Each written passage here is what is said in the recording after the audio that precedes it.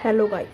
तो आज मैं आपके लिए लेके आया हूँ जेएनवी के प्रीवियस ईयर क्वेश्चन पेपर जो अभी भी पूछे जाते हैं जेएनवी के क्वेश्चंस में। तो चलिए हम अपनी वीडियो स्टार्ट करते हैं। तो वीडियो स्टार्ट करने से पहले मैं आपको बता दूं कि अगर आप हमारे चैनल पर नए हैं तो हमारे चैनल को सब्सक्राइब और हमारी वीडियो को लाइक करना ना भूलें। तो चलिए हम अपनी वीडियो फाइनली स्टार्ट करते हैं। तो हमारा क्वेश्चन फर्स्ट कह रहा है कि शुद्ध रूप छाटिए। तो हमें इन चारों में से शुद्ध रूप छाटना है। तो पहला है हमारा कृपया, फिर कृपा, फिर कृपया, फिर कृपया। तो आपको बताना है कि इन चारों में से शुद्ध रूप कौन सा है। तो मैं आपको 10 सेकंड का टाइम देता हूँ, आप जल्दी बताइए, वो भी कमेंट बॉक्स में।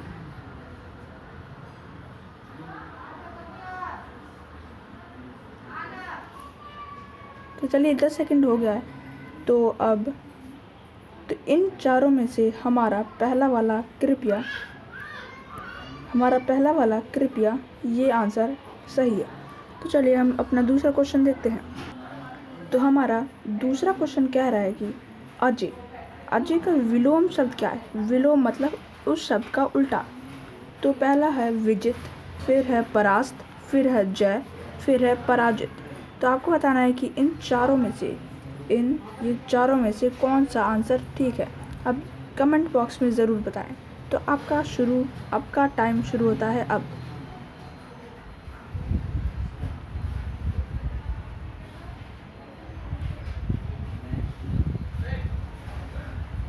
तो आपका टाइम हो गया है। तो अब मैं बता देता हूँ कि इसका आंसर क्या है। तो इसका आंसर जय है। तो अजय का विलोम शब्द जय होता है। तो चलिए हम अपना दूसरा क्वेश्चन देखते हैं। तो हमारा तीसरा क्वेश्चन कह रहा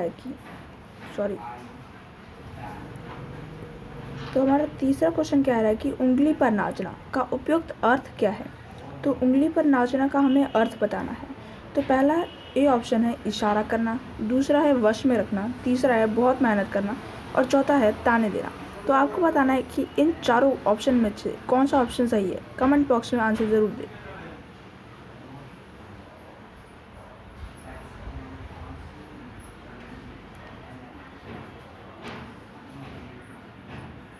तो आपके 10 सेकंड हो गए हैं कंप्लीट। तो अब मैं बता देता हूँ इसका आंसर क्या है।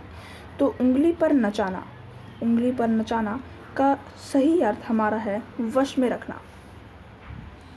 तो एक ये उंगली पर नचाना ये हमारा मुहावरा है और ये वश में रखना ये हमारा मुहावरे का अर्थ है। तो हम अपना चौथा क्वेश्चन देखते हैं।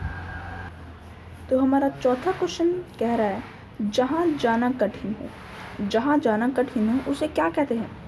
तो हमारा ए ऑप्शन है दुर्गम, बी कठिनम, फिर सी कष्टपूर्ण और डी अगम्य।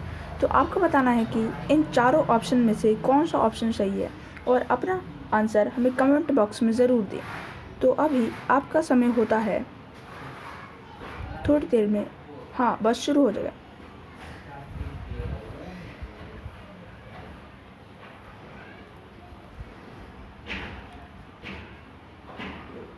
तो मैं आपको बता देता हूँ कि जहाँ जाना कठिन हो उसका सही उत्तर हमारा दुर्गम है।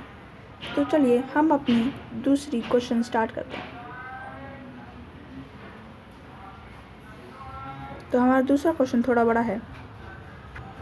तो हमारा पांचवा क्वेश्चन आ गया है। 25 वर्ष पूरे करने के उपलक्ष्य में हमारा विद्यालय डैश मनाएगा।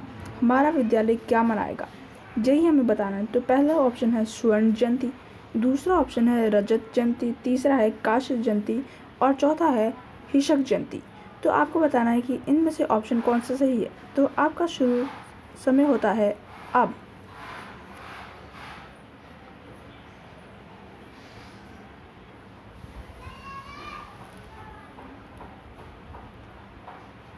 तो मैं आपको बता दूं कि इस पांचवें क्वेश्चन का 25 वर्ष किसी के भी पूरे हो जाते हैं तो हम उसमें रजत जयंती मनाते हैं। तो हमारा रजत जयंती सही हो जाएगा। तो चलिए हम अपना दूसरा क्वेश्चन देखते हैं। तो हमारा दूसरा क्वेश्चन क्या है, 6 है हमारा। पहला है हाँकना शब्द का पर्यायवाची है। हाँकना का पर्यायवाची कौन सा शब्द है? तो पहला है तौलना, दूसरा है परखना, तीसरा है मूल भाव करना और चौथा है अनुमान लगाना। तो आपको बताना है कि इनमें से हाँकना का पर्यायवाची शब्द कौन सा है। तो आपका शुरू समय होता है अब।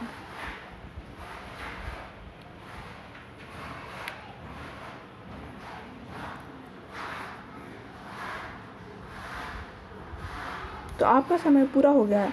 तो मैं आपको बता देता हूँ कि हाँकना का पर्यायवाची शब्द परखना होता है। हाँकना मतलब परखना। तो अब हम दूसरा क्वेश्चन देख लेते हैं।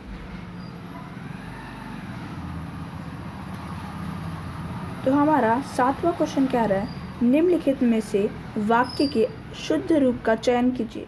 पहला है वह 10 कक्षा में पढ़ता है, दूसरा है वह 10वीं कक्षा में पढ़ता है, तीसरा है वह 10वीं कक्षा में पढ़ता है और चौथा है वह 10वीं कक्षा में पढ़ता है। तो आपको बताना है कि इन चारों ऑप्शन में से शुद्ध कौन सा है। तो आपका शुरू समय होता है अब।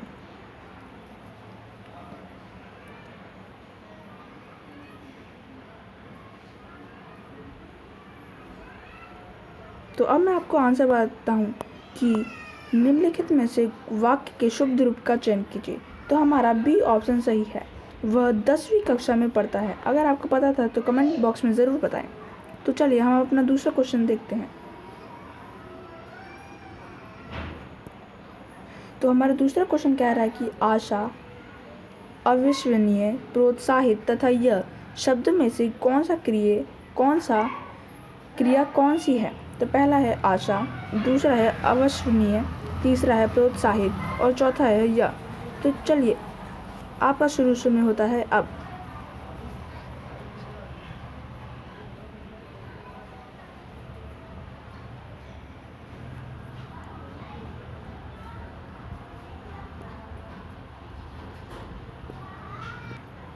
सॉरी, इसका आंसर तो आंसर की में है ही नहीं। तो हम अपना दूसरा क्वेश्चन देखते हैं। तो हमारा 9वां क्वेश्चन कह रहा है, अपादान कारक की विभक्ति है ने, को, से या फिर को के लिए। तो आपका शुरू समय होता है अब।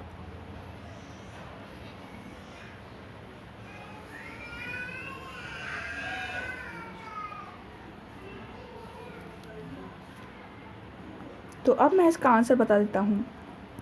तो अपादान कारक की विभक्ति हमारा से होता है। तो हमारा सी ऑप्शन सही होगा। तो चलिए हम अपने दूसरा क्वेश्चन देखते हैं। तो हमारा पैराग्राफ दिया है, पहले निर्देश दिया है। तो हम निर्देश को पढ़ लेते हैं। निम्नलिखित अनुच्छेद को ध्यानपूर्वक पढ़कर दिए गए प्रश्नों के उत्तर के लिए सही विकल्प का चयन कीजिए। तो पहले हमें ये पढ़ना होगा। तो चलिए हम पढ़ना स्टार्ट करते हैं। तो कह रखा है, महात्मा ज्योतिराव गोविंदराव फुले को 19वीं सदी का प्रमुख समाज सेवक माना जाता है। ज्योतिबा का लालन पालन सुगनाबाई नामक एक दाई ने किया। जातिगत भेदभाव के कारण उन्हें विद्यालय छोड़ना पड़ा। अरबी फारसी के विद्वान गफ्फार बैग मुंशी एवं फादर लिजिट साहब ज्योतिबा के पड़ोसी थे।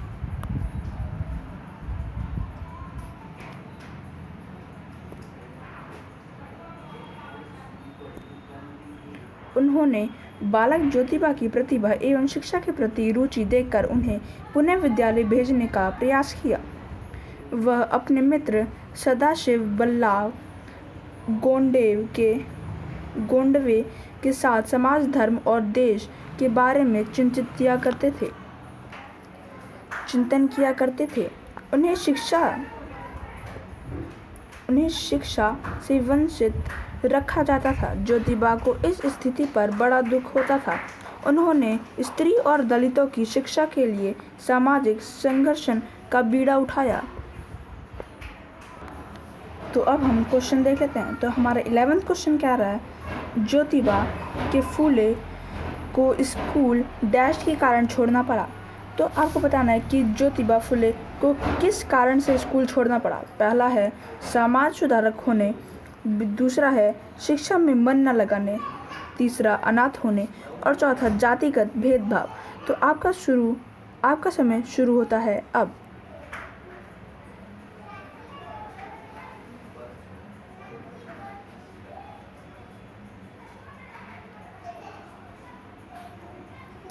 मैं आपको आंसर बता देता हूँ। तो ज्योतिबा फुले को स्कूल जातिगत भेदभाव के कारण छोड़ना पड़ा था। तो चलिए अब हम दूसरा क्वेश्चन देखते हैं। तो हमारा 12वां क्वेश्चन कह रहा है कि ज्योतिबा फुले का पोषण किसने किया। तो पहला है उनकी माँ ने, एक दाई ने, उनके पिता ने या फिर समाज ने। तो आपको बताना है कि ज्योतिबा फुले का पोषण किसने किया था। तो आपका समय शुरू होता है अब।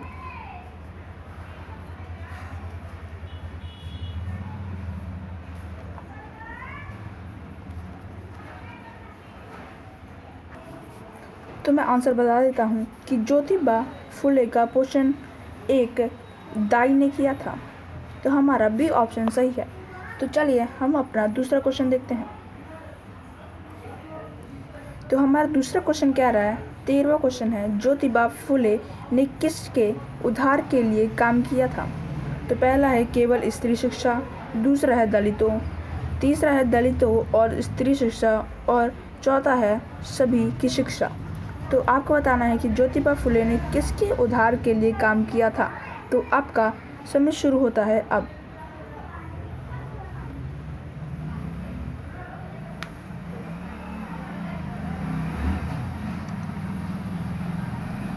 तो मैं आपको बता देता हूँ कि ज्योतिबा फुले ने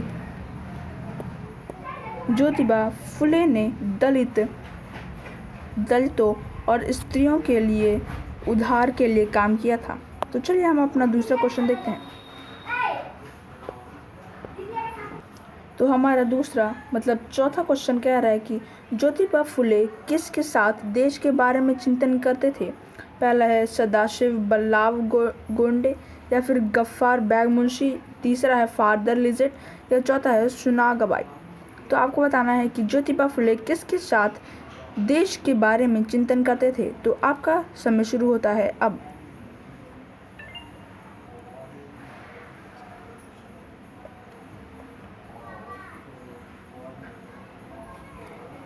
तो मैं आपको बता देता हूँ कि इसका आंसर क्या है। तो ज्योतिबा फुले सदाशिव बल्लाभ गोंडे के साथ देश के बारे में चिंतन करते थे। तो चलिए हम अपना 15वां क्वेश्चन देखते हैं। तो हमारा 15वां क्वेश्चन कह रहा है कि विद्वान शब्द का विलोम क्या है, मतलब उस विद्वान का उल्टा क्या है। तो पहला है निरक्षर, दूसरा है साक्षर, तीसरा है मूर्ख और चौथा है अहंकारी। तो आपको बताना है कि विद्वान का उल्टा मतलब विलोम शब्द कौन सा है। तो आपका समय शुरू होता है अब।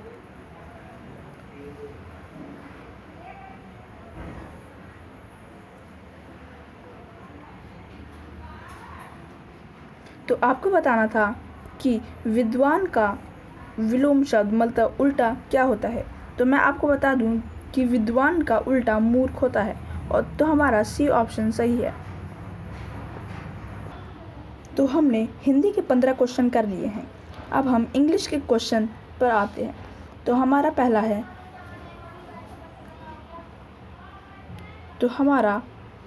पहला दे रखा है डायरेक्शन।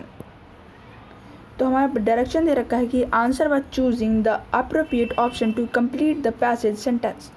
तो चलिए हम पहले पैसेज पढ़ लेते हैं अपना। तो हमारा पैसेज है, we should remember that all religious preach good dash 16 in life the dash 17 of the which should rest on ethics. Without the basis of morality, philosophy would remain dash 18, polemics and religious meaningless or in vain. Nobody can say that she is religious dash she is truthfully. तो आपको बताना है कि ये जो 16 का dash दे रखा है हमारा, उसमें हमारे 16 के ऑप्शंस आएंगे। तो हमारा पहले ऑप्शन दे रखा है बिहेवियर, दूसरा डिपोर्टमेंट, तीसरा अपीयरेंस और चौथा कंडक्ट। तो आपको बताना है कि 16 के डैश में कौन सा ऑप्शन होगा फिट। तो आपका समय शुरू होता है अब।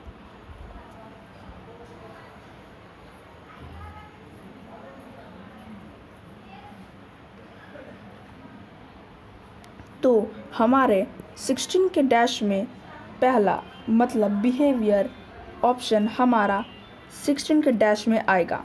तो चलिए हम अपना दूसरा क्वेश्चन देखते हैं। तो हमारा दूसरा ऑप्शन है, तो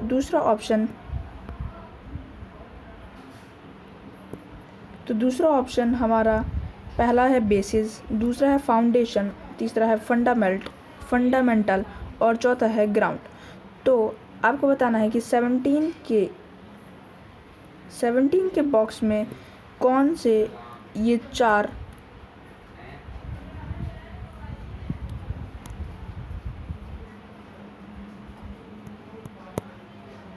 चार ऑप्शंस अटेंगे। तो आप बताइए। तो आपका शुरू समय होता है अब।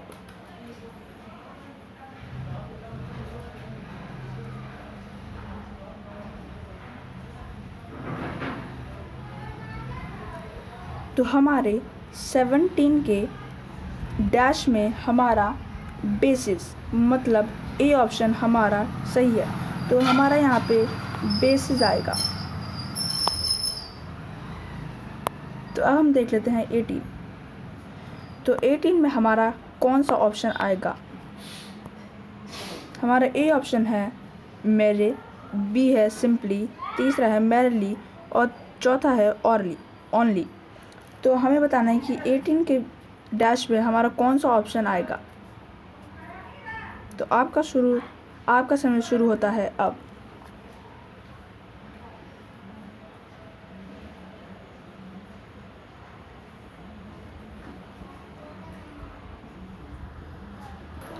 तो हमारा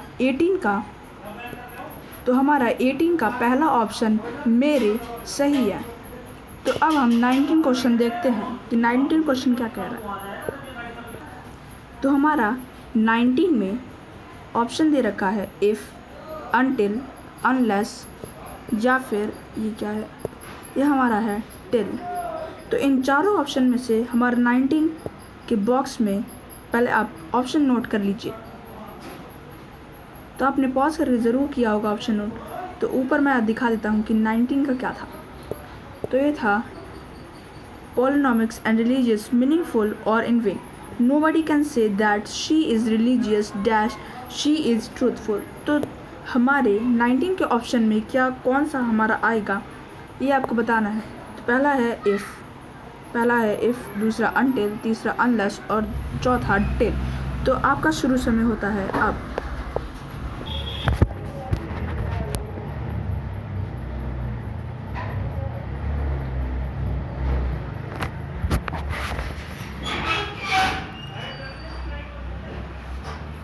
तो चलिए आपका ख़त्म हो गया है। तो आपका टाइम ख़त्म होता है। तो मैं आपको बता रहा हूँ कि 19 के ऑप्शन में हमारा ये तीसरा अनलेस वाला ऑप्शन सही है। तो ये हमारा 19 के ऑप्शन में यह हमारा अनलेस आएगा। तो अगर आपको हमारी वीडियो अच्छी लगी तो हमारी वीडियो को लाइक और हमारे चैनल को सब्सक्राइब करना ना भूलें। धन्यवाद। आपका दिन मंगलमय हो।